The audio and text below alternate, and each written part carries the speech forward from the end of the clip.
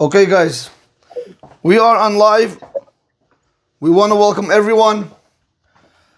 Today we're going to speak about Parsha Toldot. In this week's Parsha, there's a very fascinating verse. It says, "Vayhi Yitzchak ben 40 shana, bikachto et Rivka." Yitzchak, our forefather, he was 40 years old when he took Rivka as a wife. But Rabbi, I want you guys to pay attention to the next few words in the Torah. And Mike, today this class, I'm going to actually go back and forth with you. You're going to have to help me. No, nothing, don't be worried. Just, It says over here, Bat Butuel, the daughter of Butuel, Ha'arami mi Padan Aram, the Arami from the field of Aram. It's a place. Achot Lavan Ha'arami lo lisha. Her brother was Lavan Ha'arami, so he took Rivka as a wife. Now I want to ask you guys a question. When a person wants to go ahead and get married, correct? Do you tell me the whole family, the whole lineage of the family? Is it very necessary? Mike, is it necessary to tell me the lineage of the family? It is. What do you mean? It is. Mike, should I pick on Jigarik? Mike, it is. It's very important. Mikey, you're on mute, Mikey. Oh, you're on mute, Mike. You're on mute. Yeah, it's necessary. Oh, so that's what the Torah does. The Torah says Yitzchak.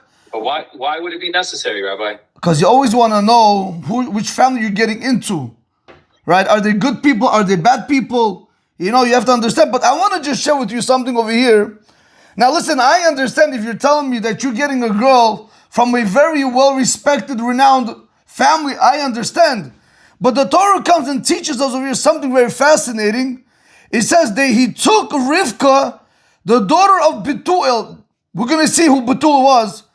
And then it also says her brother was Lavan. Now, just make it very short. They were not such good people. We're going to see they're not such good people. The question we're going to want to try to discuss today, why in the world would the Torah write that Rivka had a father and a brother who were wicked people? That's what we're going to actually see. Why in the world would they want to write and come to embarrass Rivka? Can you imagine, Richard, for a second? I'll say, not my son, but I'm going to say, my son wants to go ahead and he wants to get married to a girl who her father is a pimp, he's a gangster, her brother kills people, this one is a mafia. What kind of praise is that? That's not a praise. You guys hear the question? It doesn't make sense to go ahead and put in the Torah that Rivka had a father and a brother that were wicked people. It doesn't make sense. Why would you do such a thing? Is that giving honor to Rivka, or is that taking away honor from Rivka? Mike, you hear the question, Mike? Yeah. You like the question? You understand what's going on over here or not? I like the question. Number one, would you ever go ahead and try to find a spouse for your child where you know that the father and the brother are murderers, are mafia, gangsters? Would you ever want to go into such a family? What's Yitzchak doing? Where is Yitzchak going? He went and he got himself a wife by the name of Rivka, where her family and the people around her were all bad people. And still Yitzchak went together. What does that mean? This is above my... Well, Rabbi, he's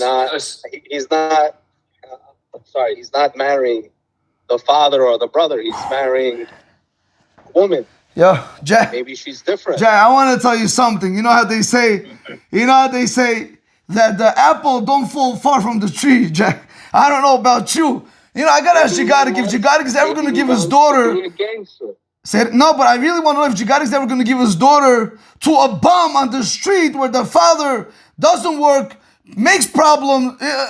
Jigarik, are you? No. You got to see how Jigarik holds his daughter's hand. He doesn't want to let it. He's like... Yeah, but you didn't say he was a bum. You said he was a high-ranked mafioso. Yeah, I ain't getting married to no mafioso, man. Maybe. Yeah.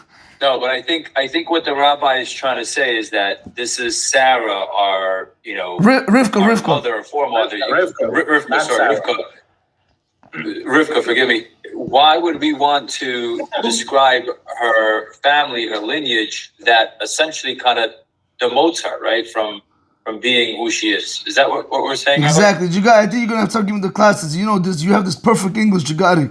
Demotes her. I like Rabbi. it. Yeah. He's ready. Rabbi, He's ready. is it maybe because the fact that she was around all that and she didn't go that way, like towards the wicked way? And Very nice. Very nice. Beautiful. You know, that's what Rashi is going to touch upon. I want to actually touch upon that. And that's a very good, Roland. Very good. Roland, who you've been learning with? That's what I want to know. Let's talk about Roland. Okay, Rabotai, before I'm going to go and answer this question, I want to just, Mike, I prepared a small presentation. A minute, just to take our minute from our time.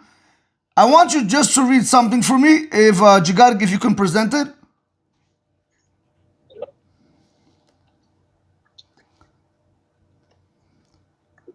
Jigarik?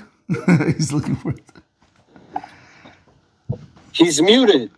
No, I know, because I'm doing it. It's done. there you go. Sorry There you about go. You got to make it a little bit bigger. I mean, I can see it. I don't know if Mike can see it. Yes. Mike, you can see it? Yes.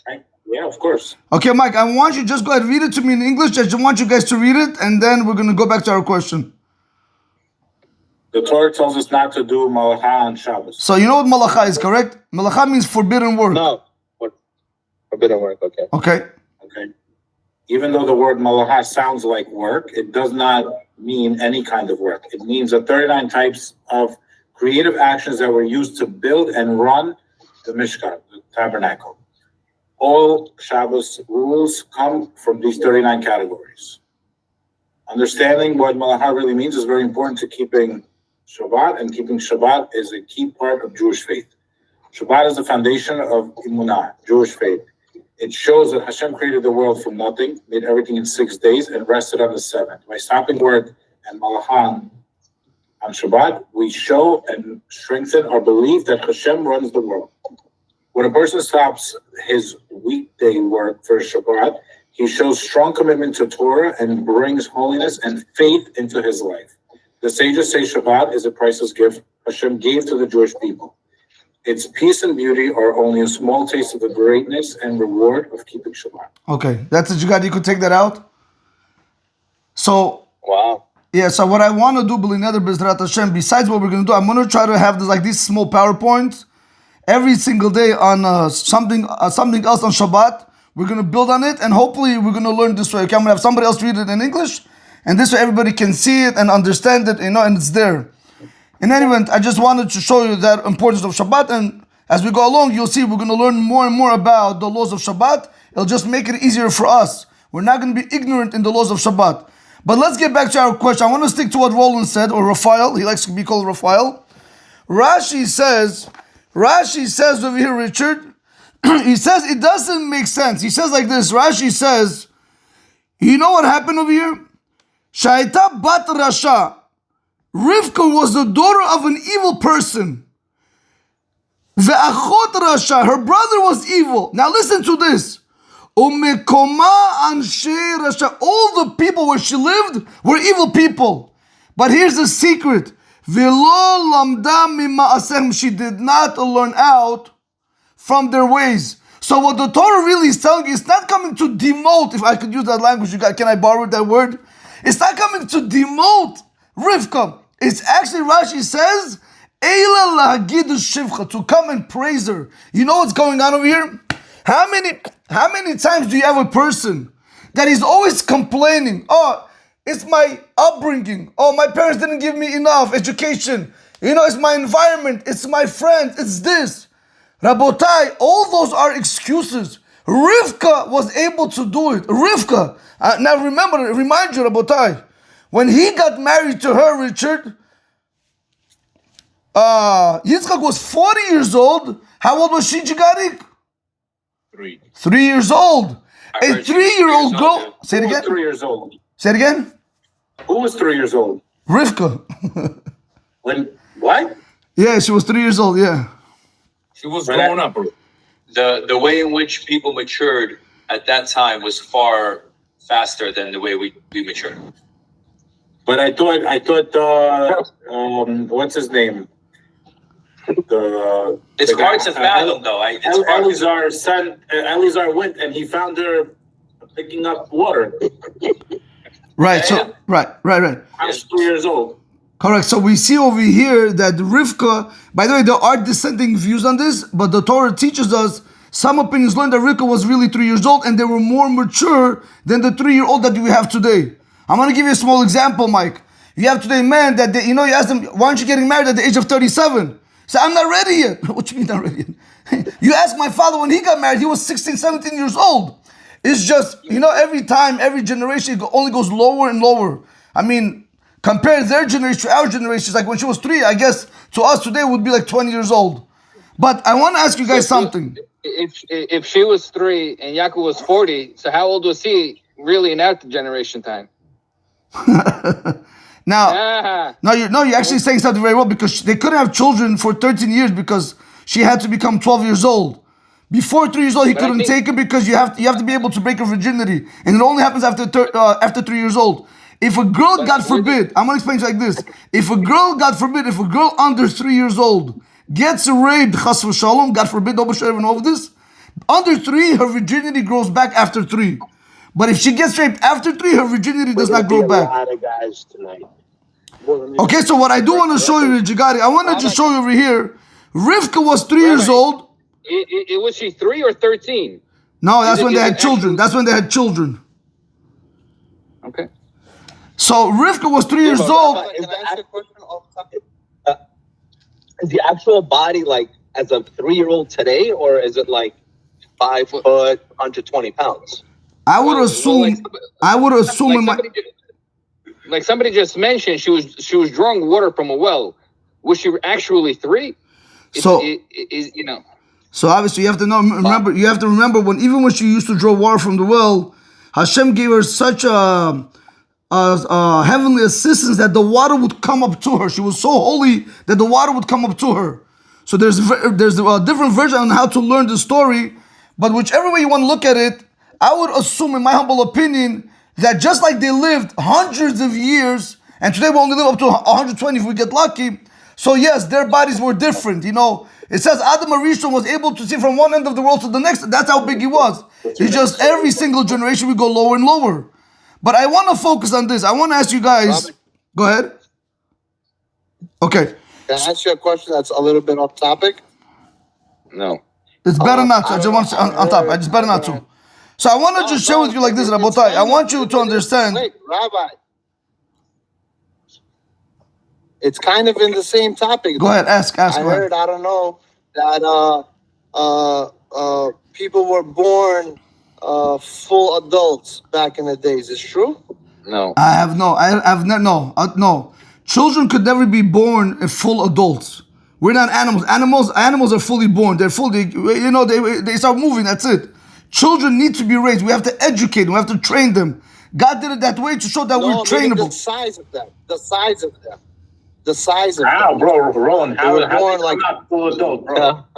I don't know. This is what I heard. I don't know. Okay, so if you could, I can look it up, Lina. I will try to look it up, but I haven't heard of such thing. But I want to just share with you guys something very beautiful. Yeah, I was shocked too. Guys, we see over here that Yitzchak Avinu, our forefather, he was 40 years old. Guys, and he got married at 40 years old. Who else was 40 years old when he started his spiritual journey? Rabbi Akiva. Beautiful, Rabbi Akiva. Rabotai, I want to show you something. You have, unfortunately today, it's called in Hebrew the Shidduch crisis, where a lot of young couples, they're not getting married and they're only getting older and older. Number one, we can learn that from Yitzchak, never to give up hope. 40 is still not too late. Even though the Shulchan Aruch says in Even HaEzer in Halacha Aleph and Halacha in chapter 1 and Halacha 3, a person really today has to get married from the age of 18, and other commentaries note up to the age of 24. After 24 it gets a little bit harder because we just become more pickier. But I want to show you like this, Rabotai. Rabbi Akiva began his spiritual journey at the age of 40 to teach us that it's never late to come close to Hashem. Yitzchak is teaching us at the age of 40, if you didn't get married earlier, never give up, still continue pushing. But Rabotai, today's class is not really about this. Today's class is really about Rivka. Rivka was in bad company, and still she made herself better. She didn't have excuses. She didn't say, my mother, my father, my brother, my sister, my friends, my She neighbors. wasn't influenced. She wasn't influenced. She was not influenced. And I want to read for you. Now, Richard, you have to open up your heart for this, Richard. This is the Rambam, Maimonides. You heard of him, Richard? You're on mute. You're on mute. Rich.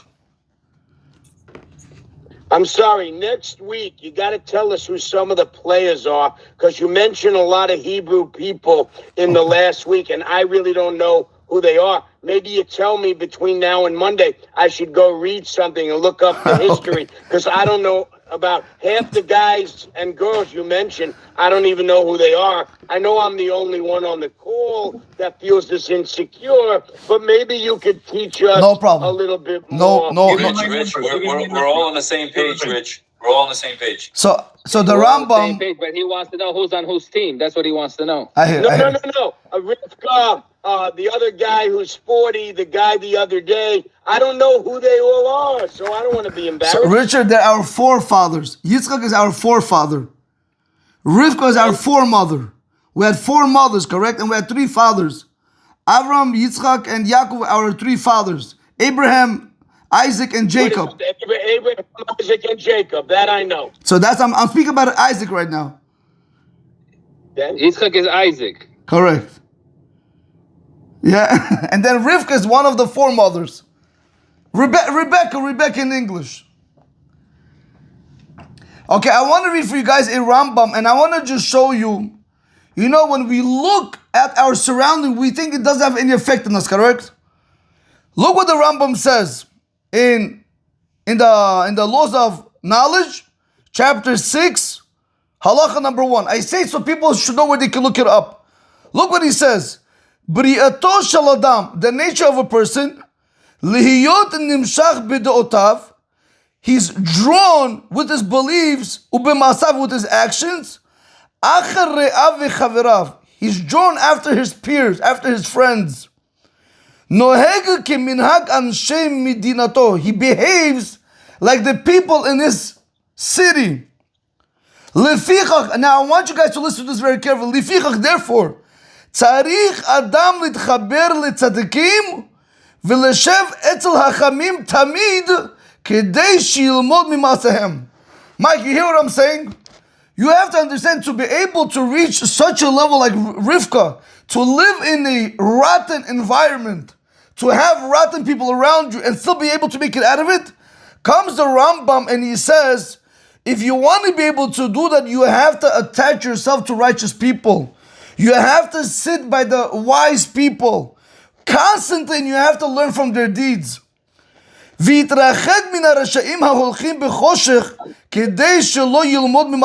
to distance yourself from evil people that walk in darkness. Now, as I speak over here, guys, do you think it's easy to stay away from bad people? Now, Mike, I'm not talking about bad people that steal and kill and cheat. No. How many people you know that don't go in the ways of God? A lot. So you think they're not having any influence on you. Comes the Rambam says that these type of people, they have the most influence on you. You don't even realize it. So therefore he says you have to distance yourself and you have to attach yourself to the righteous people, the people that go in the ways of God. Rav Chaim Igal, everybody knows what happened in the Twin Towers, correct? When we had 9/11. You saw how people ran.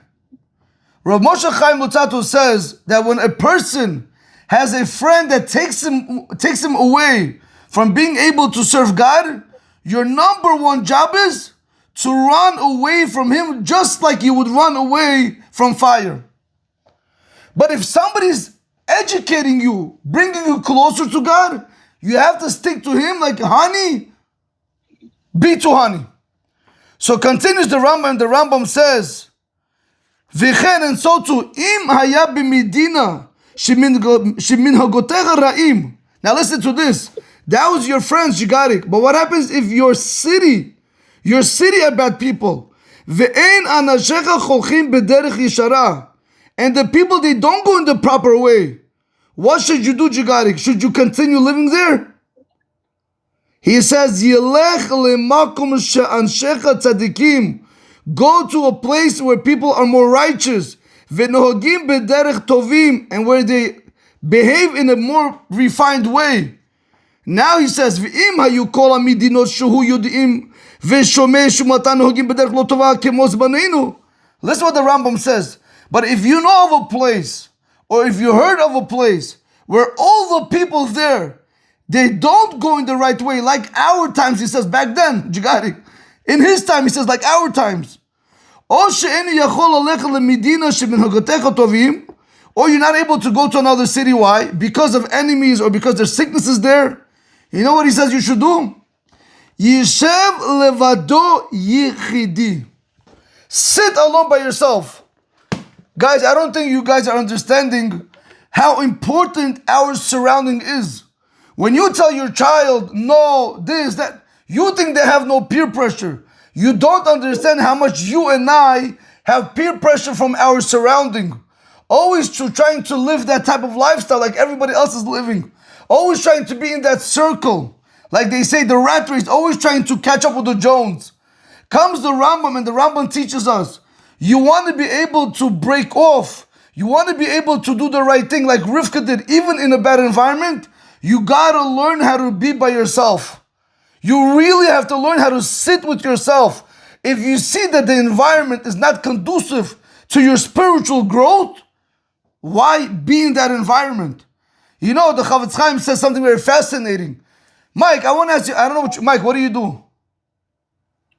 What do I do? Yeah. Funding and real estate. So if I give you a worker right now that's making you lose money, he's messing up with this client, that client, he's instead of bringing you more money, he's making you lose more money. Tell me, you're going to keep such a worker? I'm going to send him back to you. To me, I'm not going to. That's a good, but I'll tell you something, but you know, we look at that as, you know, I will never have such a worker. But let me ask, why would I want a friend or a relative or anyone else in my life that's detracting from my world to come, that's detracting me from the opportunity for me to grow? We don't look at it like that. But that's what this week's parsha is teaching us. Rivka, amongst the wrong people, she went out and she did the right thing. So you might tell me, Rabbi, it's hard to do. You're right. It might be hard to do. You got to be very powerful. You got to be strong. But if you can do it, then you have to learn how to cut ties with people that are going to drain you and that are going to hold you back from being able to reach your highest levels in spirituality. It's very, very important. We don't realize what it is, what people do to us. You know, there's a very big rabbi.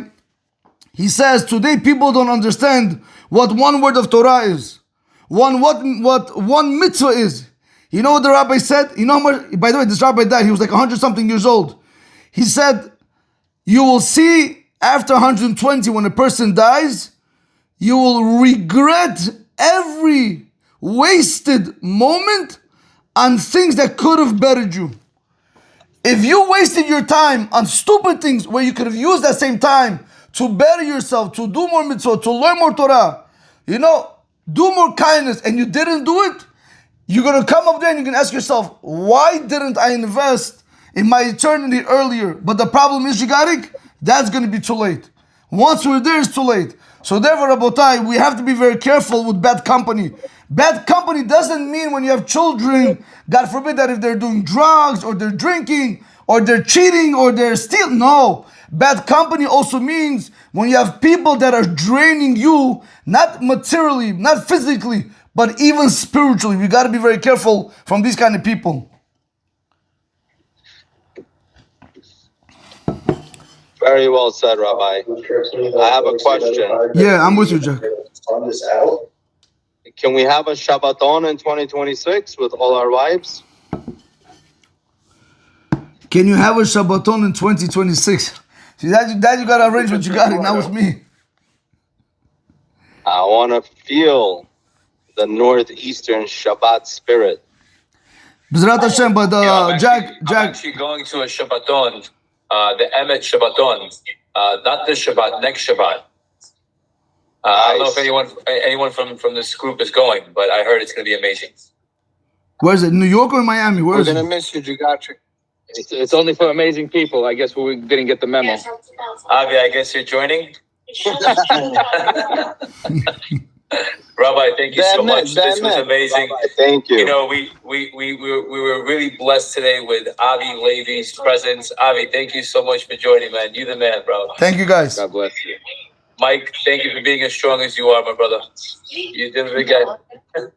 And by the way, just as a reminder, next week, well, not next week, tomorrow, we're not having class Fridays, no class. But what we do to try to keep the merit continue is invite people that we know would benefit from this class. All that I ask is just let them know in advance that, you know, they're going to be added to my broadcast message, so not surprised with the messages they're going to be receiving. Yes, Ruben, I fixed the glitch. Sal.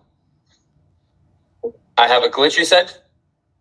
Yeah, you send out like 47 emails every time you add one person. Well, that's because you're on Microsoft. That's why. Google and Microsoft, they don't work well. That's why I'm on here today, because after I finally came on, the message was so annoying. I had to come on.